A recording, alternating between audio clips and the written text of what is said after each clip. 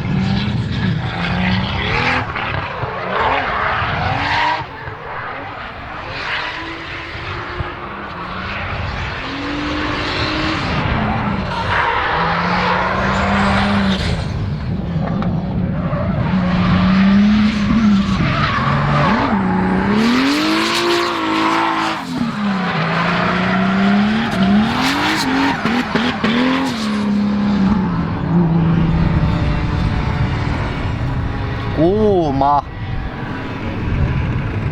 Kaikilla. Juu. No nyt vois kertoa tässä välissä sitten kaikille, että auto tuntuu hirmu hyvältä. Tossa nyt muutaman kerran päässyt vetämään paremman vedon ja alkaa niin sanotusti Anteeksi. tuntua omalta. Mutta vielä on hiukan kehitettävää. Vähän pyöränkulmien kanssa ja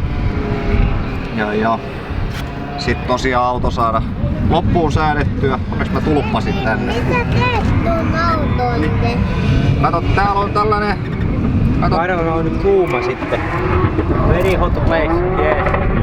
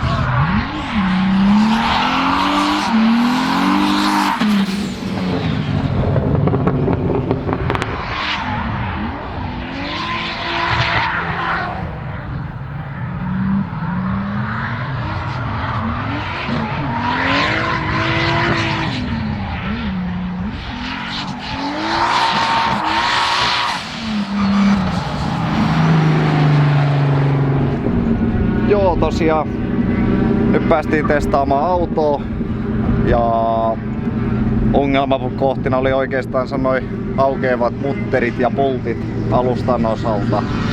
Et siellä vähän vetaria löystyi ja sen sellaista, mut vähän kiristeltiin niitä. Sitten ilmentyi sellainen ongelma, että meillä rupeaa otimaan ilmaa polttoainejärjestelmä, niin sinne pitää laittaa keruusäiliö erillinen, että se ongelma ratkee sillä. Kovalla vedolla tankki, mitähän, varmaan 3 varttia, jos on tavaraa, niin rupeaa olemaan jo siinä pisteessä, että tuhoutuu ilmaa. Et se on etenkin se, millä kun ajetaan tässäkin autossa, ollaan saatu melkoisen hyvä pito. Et meillä on nyt 600 heppaa ja 720 newtonia ja suurin piirtein niin meinaa voima loppua kesken. Sinne Sami saa näpytellä ja ajaa kartat loppuun. Nyt siellä on tosiaan se 1.4 paaria ahtoja, niin sinne tehdään sitten pitemmälle kartat, likimäs 2 paaria. Koitetaan varmaan johonkin 700 tuntumaan saada voimat ja katsotaan sitten kuinka se jaksaa. Muuten meni oikeastaan tosi hyvin. Saatiin muutama ihan ok veto, mutta tosiaan tämmösiä pikkusia probleemia siellä ahtoilma tai mitä mä selitän? Ahtopaineet hukkaportin ohjauksen linjat. Toi hukkaportti itsessään lämmittää ton ahtoilman, niin se sulattaa tän PU-putken tossa, niin pitää vetää sitten joko silikoniletkua tai kovaa linjaa palan matkaa, niin saadaan se sitten pitämään. Muuten erittäin hyvä. Alustan säätöä, pikkuhommia, parannuksia. Käydään tossa viikolla vielä testaamassa ja katsotaan sitten perjantaina Turkuun ja siellä reenit ja lauantaina sitten skapataan ekas Pro-kisas. Vi hoppas denna bäst. Eli sä nyt ajat nimenomaan sitä Pro 1 luokkaa, että ei SM Prota. Prota joo, Pro 1. Kyllä. Et meillä on tosiaan se, pitää 50% parhaan joukossa olla ja tällä hetkellä oli siellä 4 Pro-kuskia ilmoittautunut. Niin toki todellisuutta ei taas tiedä, en ole hetkeen kattonut, mutta eiköhän sielläkin saada ihan hyvät kahinat ja itselle nyt tosi paljon opettelemista. Vaikka syksyllä päästiin tällä autolla ajamaan, niin tää on tällä hetkellä ihan eri auto. Paljon enemmän pitoa, paljon enemmän voimaa. Kaikkea jännää. Jännittää.